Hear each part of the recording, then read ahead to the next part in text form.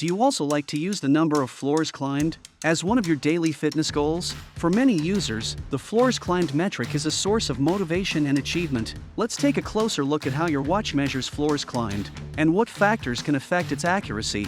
First, the device uses a built-in barometric altimeter. The altimeter detects changes in air pressure to determine elevation gain or loss. Every increase of about 10 feet is counted as one floor. Floors climbed are based primarily on elevation change and not on climbing speed. So a normal stair climbing pace is sufficient. The device also relies on built-in motion sensors, such as the accelerometer. These sensors track your body movement to confirm whether your activity pattern matches stair climbing. For example, the regular swing of your arms. Factors that may affect floors climbed data include holding onto handrails or skipping multiple steps at a time while climbing, strong wind conditions. Cover the device with a sleeve or jacket to prevent unstable readings. In summary, floor climbing detection relies on two inputs. The barometric altimeter detects changes in air pressure, movement patterns detected by built-in sensors.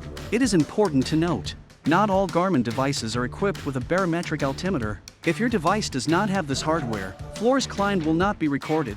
If your device does include a barometric altimeter, be sure the sensor ports are not blocked to maintain accuracy. Environmental pressure changes, such as weather shifts or rapid altitude changes, may also affect accuracy, because readings can vary slightly depending on use conditions. We recommend cleaning your watch regularly to remove sweat or debris. If the data remains inaccurate after checking these factors, you can try using GPS to calibrate the altimeter. Select an outdoor activity profile, such as run or hike, while outside, and wait for the device to acquire GPS signal. Once connected, remain still for about 30 seconds before starting or ending the activity.